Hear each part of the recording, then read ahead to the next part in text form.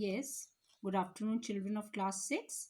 Yesterday we had done about the Indus Valley part 1, and I had explained to you about the well planned cities, which were the main cities. They were Mohenjo-daro and Harappa, the important cities of Indus Valley civilization, how well they were planned, how the houses were built, and which were the important structures built on the citadel, what was the lower town, and we had also revised the occupations. What were the different occupations of the people of the Indus Valley civilization in the first video. And today I'm going to do their trading, their religion, their dress and ornaments, and how this great civilization came to an end. Okay, so this is the second part of the Indus Valley civilization. Now about the trade. Trading thrived and was conducted according to a set of rules. Thrived means that it prospered and it went on well. The merchants used uniform weights and measures. Uniform weights and measures, equal weights and measures, all of them used, and the trade was carried on according to a set of rules. There are many reasons to believe that overseas trade existed.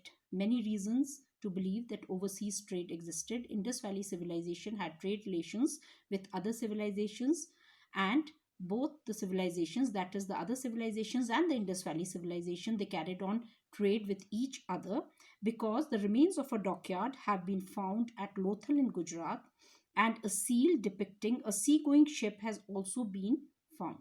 A seal depicting a seagoing ship carrying goods to another civilization. A seal shows the picture of this ship, and this means that there were overseas trade with other countries. Mesopotamian records mention Meluha, a name used for the Indus Valley civilization. Moreover, Mesopotamian seals have been found in Indus cities and Indus seals in Mesopotamia. So, in Mesopotamia, we have found Indus seals, and Indus seals have been found in Mesopotamia, and Mesopotamian seals have been found in Indus Valley. That shows that both these civilizations had trade relations.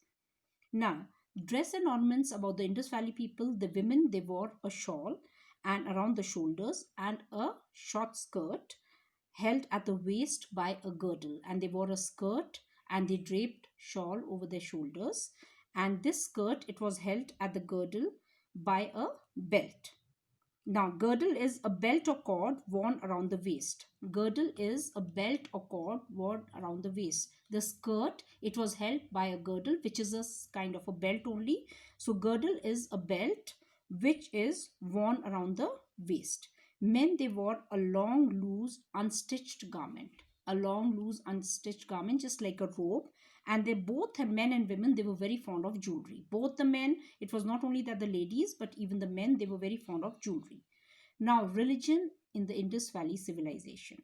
The Indus people, they worship nature in the form of animal, birds, and trees. What is nature? Nature is the weather, the sun, okay, the sun, the moon, the stars, the earth, the water, all this is nature.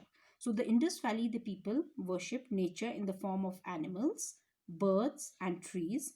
For example, the humped bull, the dove, and the peepal tree were held sacred. A mother goddess was also worshipped. Seals bearing the three-headed figure of a male god have been found. So we have found the seals which are showing a male god, and he has three heads.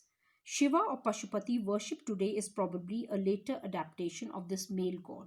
So that means at that time they worshipped Shiva, the god who has been shown on the seals with three heads. It is Shiva, and the Shiva we worship, the Lord Shiva we are worshipping these days, he's an adaptation of the male god. What is adaptation?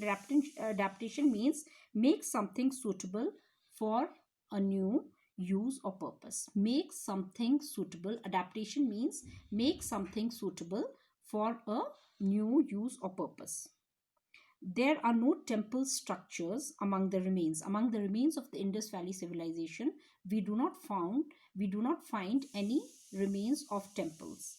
Some scholars believe that the Great Bath at Mohenjo-daro was used during religious ceremonies. The Great Bath at Mohenjo-daro, it was used for religious ceremonies. It was, of course, it was the modern swimming pool, but people say that it was also used for religious ceremonies. Whenever there was some religious ceremony, people used to go and take the sacred bath over there.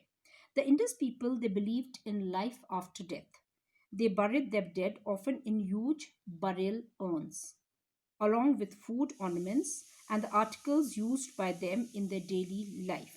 Now they buried their dead in huge burial urns. They believed in life after death, and they thought that a person had to do a journey after his death. He went into another world, and he required all the things which he had used in his lifetime during that journey. So, whatever he used in his lifetime, they used to bury in huge burial urns along with the dead body.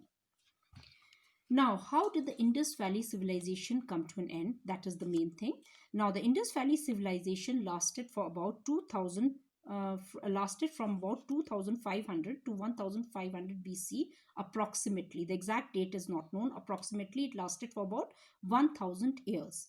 The Mohenjo-daro excavation reveals, Mohenjo-daro excavation means, I told you the meaning of excavation, when you find something from the earth after digging it. So the Mohenjo-daro excavation, it reveals, it shows that the city was destroyed over and over again and was rebuilt at the same site about 9 times, for about 9 times. The exact causes of the decline of this great civilization are not known. We don't know how the Indus Valley civilization came to an end. We do not know the exact causes. And whatever we know, whatever reasons we have got, these are just reasons which we have guessed.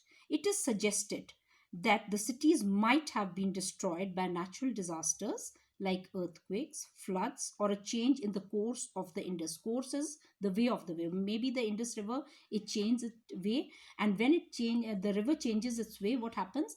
The water overflows, and whatever is there on its shores and banks, it just washes it away.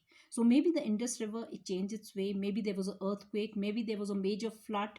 So no one knows what are the exact causes, but the Indus Valley civilization, it was rebuilt 9 times on the same site, and it was destroyed again and again. Okay. So now children, I hope you've understood the chapter. I've given the first video and I've given the second part of Indus Valley civilization for you.